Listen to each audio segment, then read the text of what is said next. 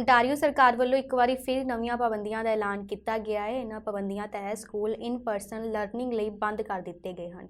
Indoor dining ਉੱਤੇ ਪਾਬੰਦੀ ਲਾ ਦਿੱਤੀ ਗਈ ਹੈ। ਜਿਮ ਬੰਦ ਕਰ ਦਿੱਤੇ ਗਏ ਹਨ ਅਤੇ ਰਿਟੇਲ ਕਾਰੋਬਾਰਾਂ ਲਈ ਵੀ ਕਪੈਸਿਟੀ ਲਿਮਟ ਸੈੱਟ ਕਰ ਦਿੱਤੀ ਗਈ ਹੈ। ਸਕੂਲ ਘੱਟੋ ਘੱਟ 17 ਜਨਵਰੀ ਤੱਕ ਬੰਦ ਰਹਿਣਗੇ। ਸਰਕਾਰ ਨੇ ਇਹ ਵੀ ਐਲਾਨ ਕੀਤਾ ਕਿ ਇੰਡੋਰ ਇਵੈਂਟਸ ਲਈ 5 ਲੋਕ ਤੇ ਆਊਟਡੋਰ ਇਵੈਂਟਸ ਲਈ 10 ਲੋਕ ਇਕੱਠੇ ਹੋ ਜਾਣਗੇ। ਇਹ ਪਾਬੰਦੀਆਂ 5 ਜਨਵਰੀ ਤੋਂ ਸ਼ੁਰੂ ਹੋਣਗੀਆਂ ਤੇ 21 ਦਿਨਾਂ ਲਈ ਰਹਿਣਗੀਆਂ।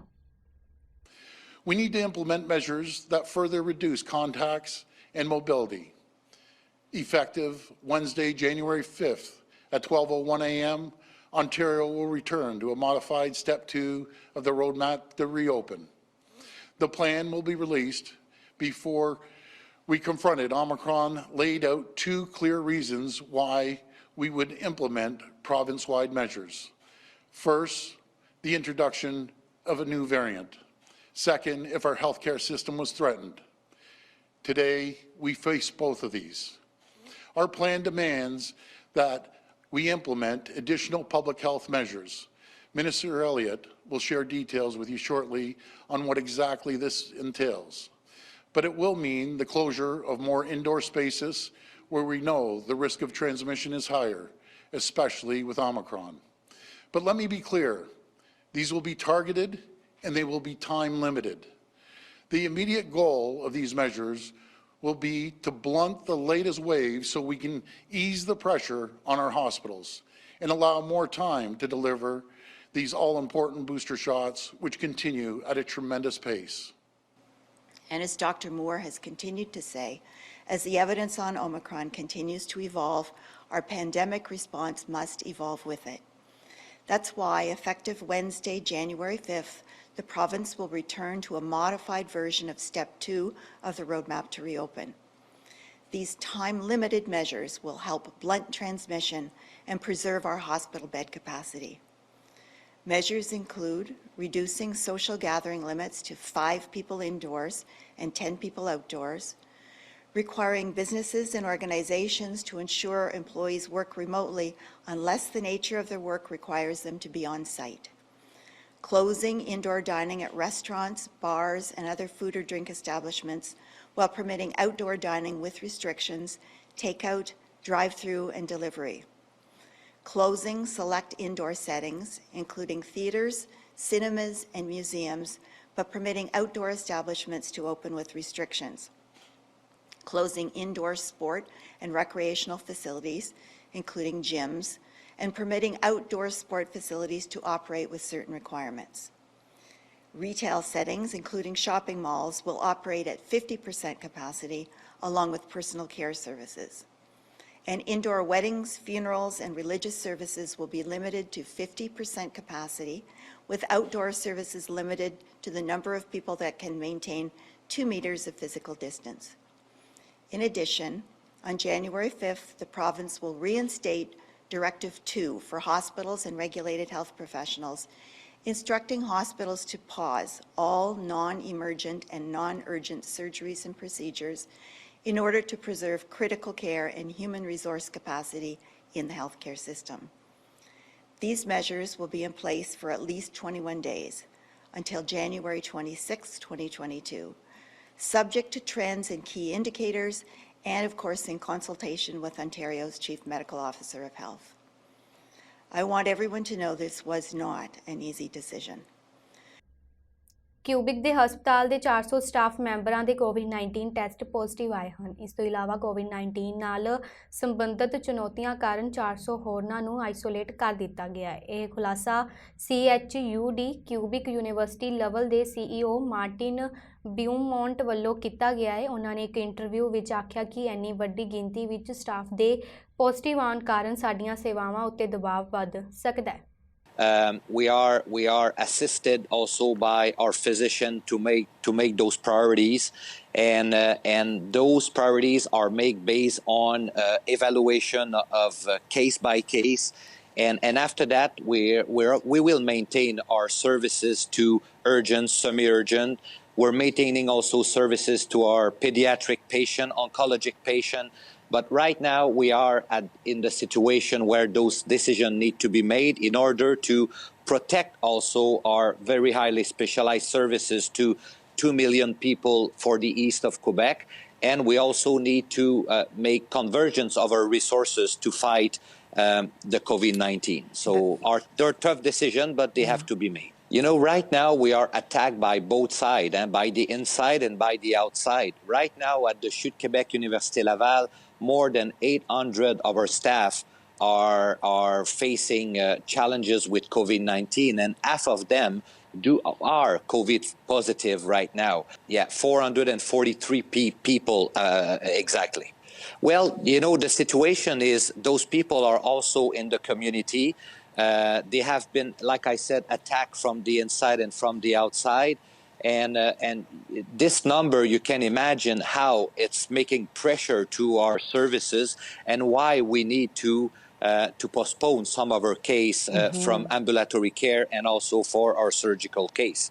So the situation is like this, and honestly, you're also giving me the opportunity to say thank you to our staff, because the pressure is absolutely amazing right now. And if we are able to pursue to offer that quality services, it's because of our staff and our physician.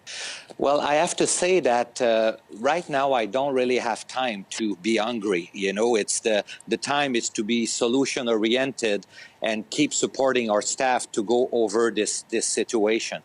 I think our staff is expecting from us to make those decisions in order to pursue access to care.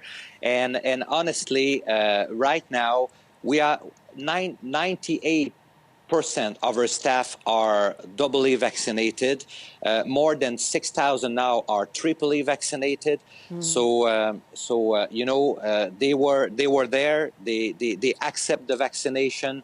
And we are proud of them. So and they will keep supporting us until the end.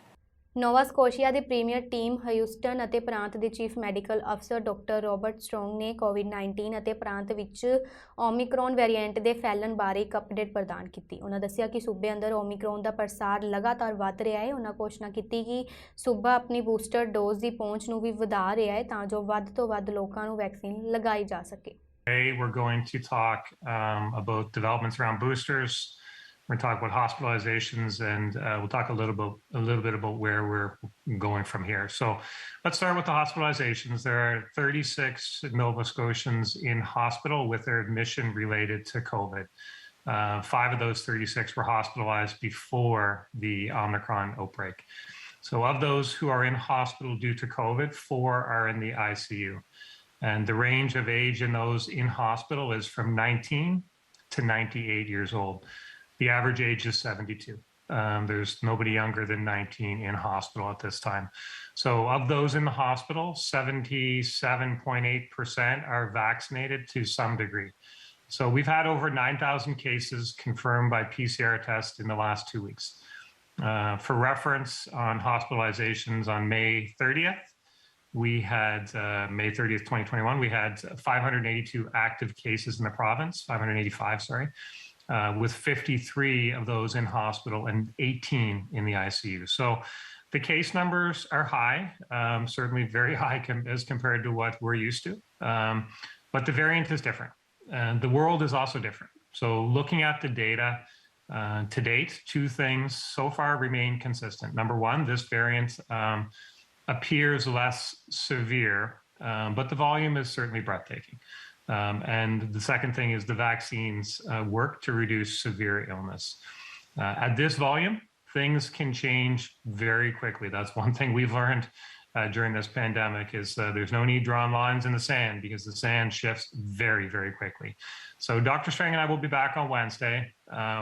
At that time, we'll have 2 more days of information, 2 more days of research and discussions. And while there are no new restrictions or changes for today, I would tell Nova Scotians we are watching, and we will not hesitate to do whatever it is we think is necessary to keep Nova Scotians safe. So in the meantime, let's talk about the booster program. An incredible amount of work is being done to get boosters in arms. Today, we opened up appointments for vaccines to everyone over 30. Who is over that 6-month NACI eligibility criteria for booster doses. So thank you to everyone who booked. You certainly came out in droves. Thank you for that. We had 92,000 new January appointments opened in the system overnight. I believe they're pretty much all gone, or maybe even all gone by now as I speak. That means some people are very happy. They got their appointments. Others are frustrated. But what I would say to them is more appointments are coming. Last week, we said that hundreds of thousands of January appointments would be open. They will. 92,000 were open today so far. The others are coming. The federal government has committed the supply to us. So we have enough for everyone over the coming weeks. The key to opening even more appointments than that number remains human resources. Britain ਦੇ ਪ੍ਰਧਾਨ ਮੰਤਰੀ Boris Johnson ਨੇ ਕਿਹਾ ਕਿ ਦੇਸ਼ ਵਿੱਚ ਟੀਕਾਕਰਨ ਦੇ ਉੱਚ ਪੱਧਰਾਂ ਨੂੰ ਦੇਖਦਿਆਂ ਹੋਇਆਂ ਓਮਿਕਰੋਨ ਵੇਰੀਐਂਟ ਦੇ ਕਾਰਨ ਕੋਵਿਡ-19 ਦੇ ਮਾਮਲਿਆਂ ਵਿੱਚ ਵਾਧੇ ਨਾਲ ਨਜਿੱਠਣ ਲਈ ਸਹੀ ਉਪਾਅ ਕੀਤੇ ਗਏ ਹਨ। ਉਹਨਾਂ ਕਿਹਾ ਕਿ ਓਮਿਕਰੋਨ ਵੇਰੀਐਂਟ ਕੋਵਿਡ-19 ਦੇ ਪਹਿਲੇ ਰੂਪਾਂ ਨਾਲੋਂ ਹਲਕੇ ਲੱਛਣਾਂ ਵਾਲਾ ਹੈ ਅਤੇ ਇਸ ਨਾਲ ਲੜਨ ਲਈ ਕੋਈ ਨਵੇਂ ਉਪਾਵਾਂ ਦੀ ਲੋੜ ਨਹੀਂ ਹੈ। I think the way forward for the country as a whole is to continue with the path that we're on. We'll keep everything under review. Of course, we keep all measures under review, but the mixture of things that we're doing at the moment is, I think, the right one. So number one, continue with Plan B.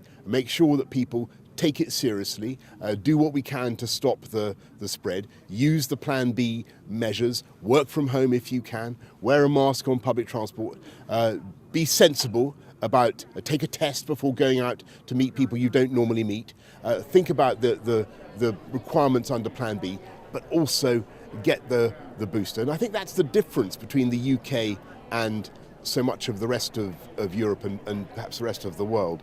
We have a very, very high level of vaccination now, and we need to continue very fast to build up those defences and that protection in the population. About almost 34 million people, 33.9 million people across the UK have had a booster. Amongst the 70 to 75 group, you're looking at over 90% of people have had it. Huge numbers, I think 76% of adults. 76% of adults. So everybody who's thinking about it, get a booster and you're joining the vast majority. I think we've got to recognise that the pressure on our NHS, on our hospitals, is going to be considerable in the course of the next couple of weeks and maybe more, because there's no question that Omicron continues to surge through the country. A third jab really does make a big difference. There are 2 million slots just this week to get your booster, so get boosted now. It can make all the difference in the world. The majority of people who are in ICU, sadly, have not been vaccinated, and certainly the vast majority, about 90%, have not been boosted. We'll continue to look at the infectivity periods, but the key thing is we don't want to be releasing people back into the workplace when they're still infectious. And the risk is you'd increase the numbers of people going back into the workplace who are infectious by a factor of 3. So you might perversely have a negative effect on the workforce, if you see what I mean. So that's the argument we're looking at.